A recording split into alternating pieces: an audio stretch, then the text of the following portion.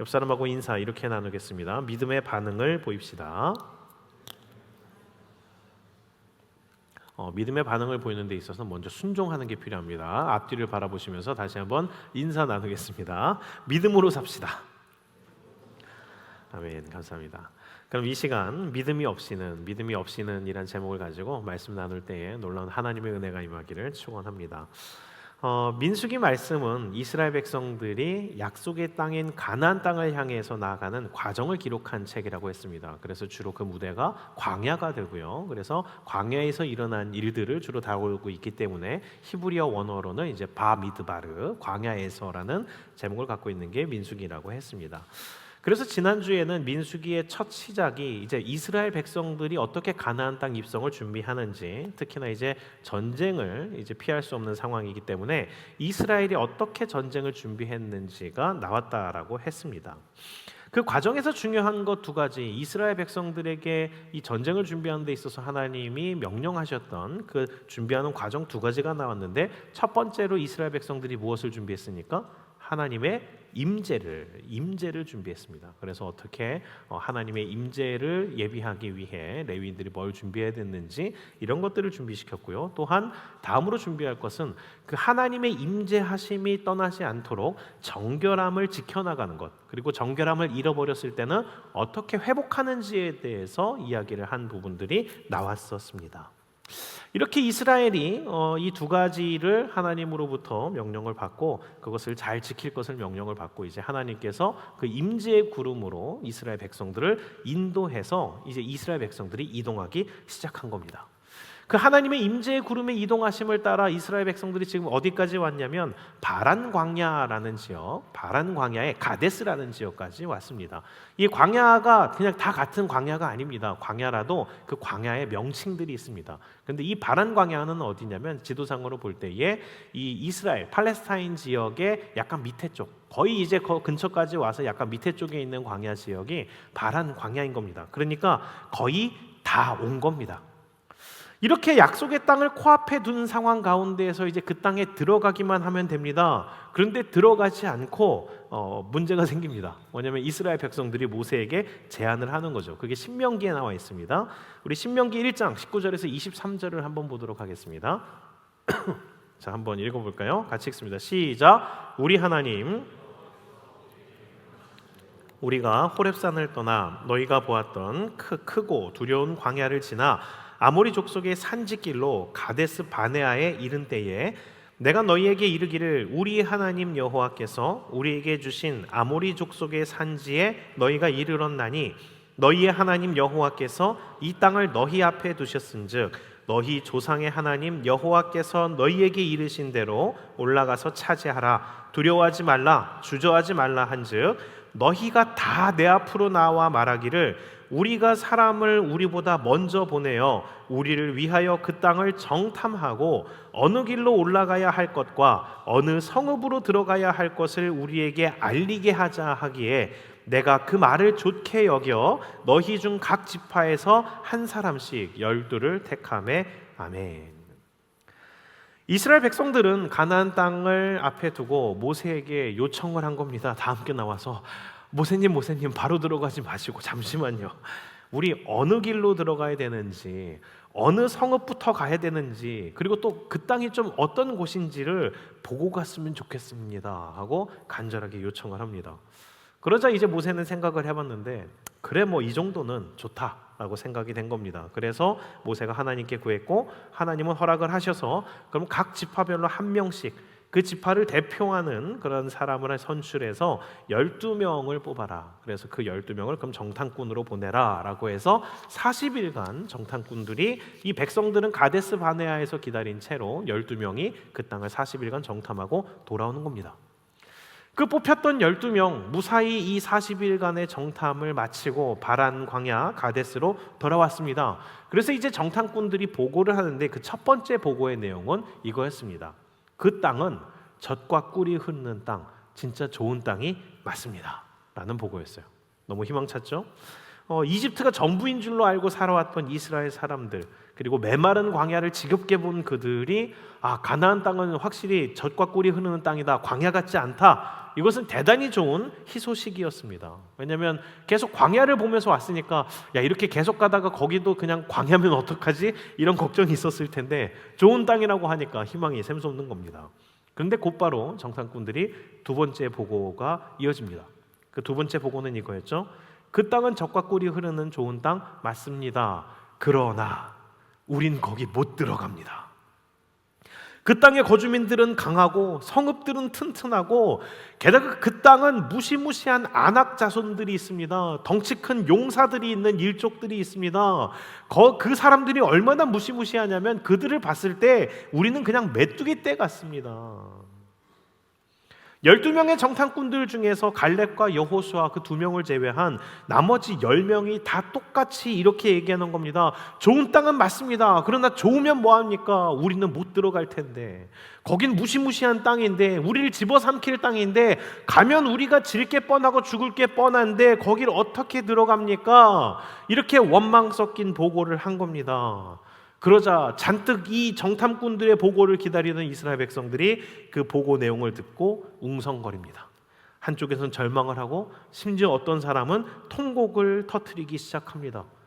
근데 시간이 지날수록 군중들의 동요는 더 커갑니다. 절망과 동요와 원망과 통곡이 서로가 서로에게 영향을 미추어 주어서 결집되기 시작합니다. 그래서 어떻게 됐냐면 밤새도록 통곡을 합니다. 군중 전체가 그렇게 절망을 공유하자 절망이 절망으로 끝나지 않습니다. 어디로 향할까요? 모세와 하나님을 향한 분노와 구체적인 공격으로 이어집니다. 그래서 이 백성들은 그 구체적인 반항과 반란을 어떻게 하느냐까지 이르릅니다. 이렇게 결단을 하죠. 우리 새로운 지도자를 뽑아서 이집트로 다시 돌아갑시다.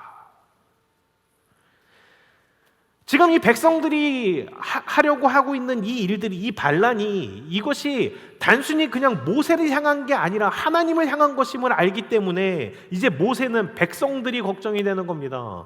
자신이 걱정돼서가 아니라 이 백성들이 걱정돼서 모세는 무릎을 꿇고 그 백성들을 말리려 합니다. 아론과 갈렙과 여호수아도 같이 말립니다. 여러분들 진정하십시오. 가나안 땅은 좋은 땅이 맞고 그 땅은 하나님께서 우리에게 주시기로 예비되어 있는 땅입니다. 거기에 강한 사람들이 있다고는 하나 하나님이 우리와 함께 하시기 때문에 그 땅은 우리의 것이나 다름이 없습니다. 간절하게 호소했지만 백성들은 이미 귀를 막았습니다. 듣지 않습니다. 아무리 갈렙과 여호수아가 옷을 찢으며 호소를 하지만 어떻게 대합니까? 학시, 너 뭐 돼? 우리도 못 이기면서 우리도 못 이기면서 우리가 거길 이긴다고? 학시 그냥 너 뭐 돼? 막 이러는 거죠. 백성들은 분노하여서 자신들과 함께했던 하나님을 잊은 채, 하나님이 그 땅을 주겠다라는 그 약속을 잊은 채, 심지어 그들을 위해서 이 광야길을 같이 걸어오며 고생했던 모세와 그 지도자들의 은공은 다 잊은 채 그들을 돌로 쳐서 죽이고 새 지도자를 뽑아 이집트로 갈 계획을 세웠습니다. 그래서 돌로 막 모세를 치려던 찰나 하나님께서 더 이상 참지 못하시고 나타나십니다. 회막 가득히 영광으로 임재하신 하나님께서 모든 백성들이 듣도록 그 음성을 들려주십니다. 그러나 하나님은 백성들에게 말씀하지 않으십니다. 누구한테 말씀하죠? 오직 모세를 바라보시면서 모세에게 말씀하시고 백성들은 간접적으로 옆에서 그 이야기를 듣게끔 하십니다. 근데 그때 하나님께서 모세에게 하신 말씀은 이거였습니다. 모세야, 이 백성들이 어느 때까지 나를 멸시하겠느냐? 모세야, 내가 지금까지 수많은 이적을 이들에게 행하였는데 어째서 그들이 나를 믿지 못하는 것이냐? 어느 때까지 이들은 나를 믿지 않겠느냐? 이 부분에서 우리는 하나님의 답답함과 하나님의 분노를 느낄 수 있습니다. 그리고 이어서 하나님이 말씀하셨던 내용은 이 말씀입니다. 내가 오늘 내 귀에 들린 대로 행하겠다. 이스라엘 백성들이 분노하며 모세와 갈렙과 여호수아와 아론을 죽이려고 돌을 들어 내치려고 하면서 했었던 말들, 그 원망 섞인 말들의 내용들은 이거였습니다. 우린 망했어. 우린 여기서 다 죽을 거야. 가나안 땅은커녕 이 광야에서 다 죽게 되겠지. 우린 이미 끝났어. 망했어. 이 얘기들을 했습니다. 그런데 하나님이 그 백성들의 원망과 분노 섞인 말을 듣다가 딱 이 말씀을 하신 겁니다. 그래? 내 귀에 들린 대로 행하겠다. 믿음 생활에 있어서 우리가 정말 조심해야 될 게 있습니다. 말 조심하셔야 됩니다. 우리의 말과 우리의 믿음, 우리의 생각이 우리의 현실 가운데 얼마나 구현되기 쉬운 것인지에 대해서 우린 알아두어야 됩니다. 게다가 크리스찬은 더욱더 그렇습니다. 하나님이 우리를 지켜보고 계시고 우리의 마음을 감찰하시고 우리의 말을 들으시고 우리의 행동을 지켜보십니다. 그렇기 때문에 우리는 우리의 마음과 생각과 우리의 말을 하나님이 우리를 지켜보고 있다라는 그 생각 가운데에서 해야 합니다. 하나님이 내 귀에 들린 대로 행하겠다 말하실 때 그 부정적인 생각과 그 부정적인 반응과 그 부정적인 말들은 재앙이 되지만 바꾸어서 생각을 해보십시오. 내 귀에 들린 대로 행하겠다 했을 때 하나님 안에서 우린 할 수 있습니다. 주님께서 나를 놀랍게 쓰실 것입니다. 주님의 뜻이 내 가운데 이루어질 줄로 믿습니다 라는 놀라운 고백이었다면 내 귀에 들린 대로 행하겠다는 축복의 선언입니다. 하나님께서 같은 답을 하시지만 전혀 다른 결과가 나올 수 있다는 것을 아시고 우리가 우리의 삶과 우리의 생각과 우리의 일상 가운데 무엇을 심어야 될지를 우리는 진지하게 고민을 해야 됩니다. 이스라엘 백성들이 민수기 가운데서 겪었던 일들 중에서 가장 중요한 사건을 꼽자면 바로 오늘 있었던 이 본문, 이 말씀입니다. 이스라엘 백성들은 가나안 땅을 코앞에까지 두고 이 가나안 땅 바로 앞까지 오고도 들어가지 못하게 됩니다. 왜 이들은 못 들어가게 되는가? 그리고 하나님은 생전 안 보이시던 그 분노를 왜 오늘 터뜨리는가? 그 모든 것에 대한 원인은 이거였습니다. 믿음이 없어서. 이스라엘 백성들은 지금 하나님께서 매우 화가 나실 만큼 믿음이 없었습니다. 그리고 이것은 사실 정탐꾼을 보내자고 했을 때부터 조짐이 보였습니다. 그냥 가면 되는데 기어이 그들은 눈으로 확인을 해보고 가겠다라는 겁니다. 여기까지는 하나님이 모세가 양보했습니다. 그래, 그것까지는 보여줄 수 있어. 그러나 어떻습니까? 보는 게 믿음의 도움이 되지 않습니다. 우리의 문제를 자세히 보고 오래 보면 해결되는가? 아니요. 그저 남아있던 믿음마저도 잃어버리게 된다라는 겁니다. 그래도 나름대로 이 백성들보단 낫겠지 싶은 대표자들, 지도자들을 뽑으라고 했습니다. 그 12개의 지파 가운데 그 수백만의 사람들 가운데 제일 나은 사람들, 그 민족을 대표할 만한 사람들을 뽑으라고 했는데 어디는 갈렙과 여호수아가 나왔지만 어디는 그렇게 믿음 있는 자들이 나오진 않았던 것 같습니다. 그저 능력 있는 자들이 나왔던 것 같습니다. 12명의 대표들이 정탐을 하고 왔습니다. 정탐을 하고 난 그들의 분석은 어떻습니까? 틀리다고만은 할 수 없습니다. 그들의 분석은 현실적이었고 객관적이었습니다. 그러나 그들이 잊은 게 있습니다. 뭘 잊었습니까? 그들의 분석과 그들의 계산에는 그 10명의 부정적인 보고를 했었던 자들의 그 보고에는 하나님이 완전히 빠져 있습니다. 그 땅은 어떻고, 그 땅의 백성들은 어떻고, 군사력은 어떻고, 그들의 덩치는 어떻고, 전략적으로 어떻고, 그게 맞을지는 모르지만 그들이 철저하게 빼놓은 계산이 있는데 그들은 하나님을 포함하지 않습니다. 자기들이 어떤 백성인지, 어떻게 살아왔고 어떻게 지금까지 이르렀는지 이것에 대해서 하나님과 함께했던 기록들과 하나님과 함께한 기억과 하나님이 함께한 역사가 있는데 그 하나님은 빼놓고 현실적이다, 객관적이다 라면서 오직 군사력만 비교하는 겁니다. 그러니 답이 어떻게 납니까? 우리는 못 간다, 망했다로 나오는 겁니다. 이스라엘 백성들은 사실 원래 하나님을 계산하면 불가능한 민족입니다. 이 이스라엘 떨거지 같은 사람들이 어떻게 이집트에서 탈출합니까? 그것도 말도 안 됩니다. 그 수십만, 수백만에 달하는 그 난민들이 어떻게 홍해 바다를 건넙니까? 이집트의 추적을 피해서. 이것도 말도 안 됩니다. 그럼 광야에 먹을 것도 없는데 그곳을 지나왔다고요? 그것도 말도 안 되죠. 그냥 이스라엘이 지금 이 가데스 바네아까지 온 것 자체가 말도 안 되는 일들이었습니다. 그런데 그 모든 일들이 이루어졌고 그 모든 사람들이 머리털럭 하나 상하지 않고 하나님의 인도하심 가운데 이때까지 올 수 있었습니다. 그것이 어떻게 된 겁니까? 이스라엘 백성들의 능력이 아니라 하나님의 은혜, 하나님의 능력이었다라는 겁니다. 그래서 이제 이후로 해나가야 될 일들도 하나님의 인도하심 가운데 하나님의 백성들이 하나님의 일하심으로 이루는 하나님 나라를 보여줘야 되는 것인데, 이들은 이날 이때껏 인도함을 받고 하나님의 이적을 받으면서도 결국 그 앞에서 어떤 선택을 합니까? 전혀 믿음이 없는 선택을 합니다. 그 가운데 오직 갈렙과 여호수아만 하나님 백성다운 계산을 하는 거죠. 그 땅 어떻다고? 안악 자손들이 있다고? 맞다. 강한 성읍이 있다고? 맞다. 우리는 아무것도 없다고? 맞다. 그러나 우리에게 있는 것이 있다. 하나님께서 함께 하신다. 하나님께서 우리와 함께 하시기 때문에 그 땅은 우리의 먹이다. 그 땅은 우리의 밥이다. 하나님이 우리에게 주신다면 그 땅은 우리 것이나 다름없다. 이게 여호수아와 갈렙의 계산이었습니다. 하나님을 포함한 계산. 하나님과 함께하는 백성으로서의 결론, 이것이 믿는 자들의 고백이어야 한다라는 겁니다. 최근에 이런 일이 있었습니다. CG, 컴퓨터 그래픽, 이것을 대단히 좋아하는 한 크리스찬이 있었습니다.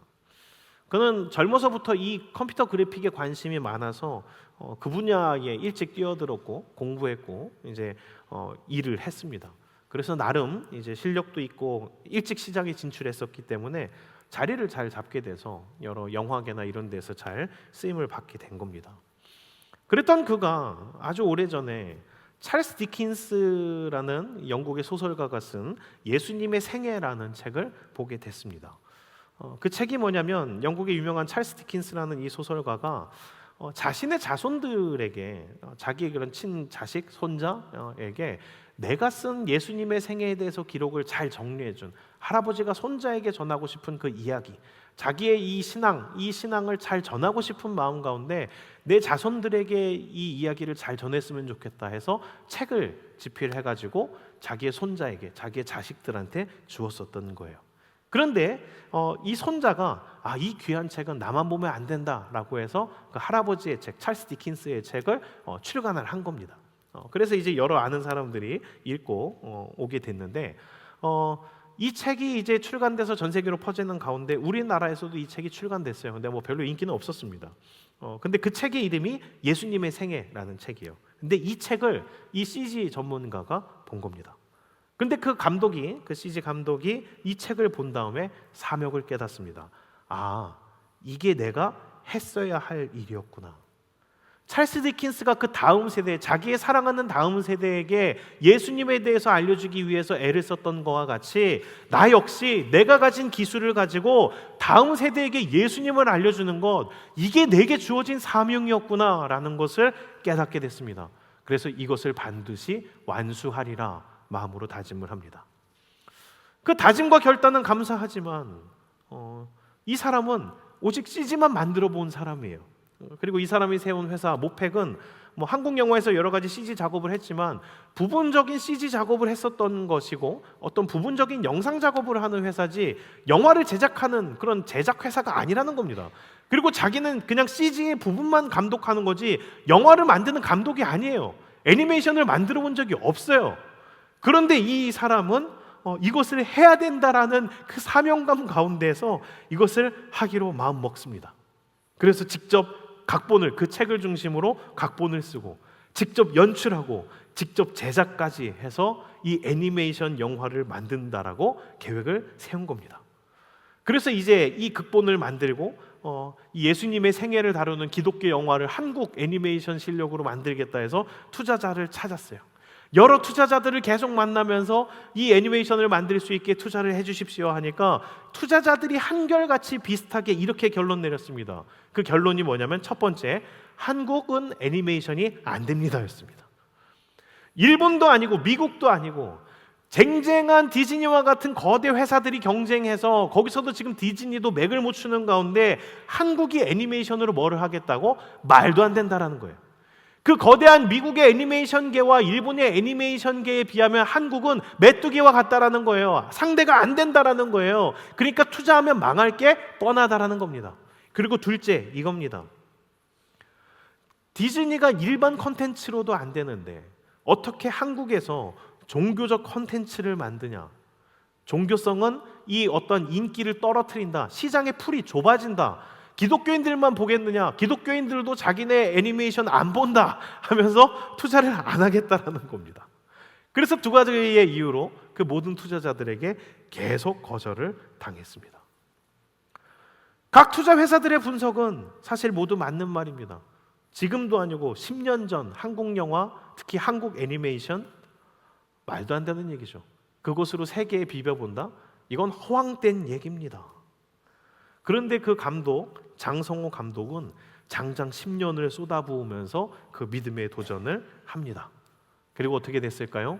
우여곡절 끝에 2025년 4월 11일 지난 부활절을 앞두고 애니메이션이 개봉을 하게 됩니다. 그 제목이 킹 오브 킹스. 예수님의 생애를 다룬 한국에서 만든 한국 자본으로 한국 감독이 만든 애니메이션 영화가 미국에서 개봉을 했습니다.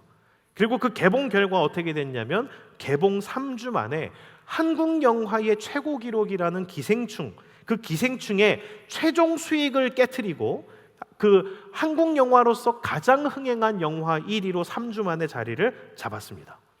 그리고 지금 최종 집계가 아닌데요. 지금까지의 중간 집계만으로 누적 수익이 며칠 전까지만 해도 800억이었는데 지금 보니까 이제 850억이 되었습니다.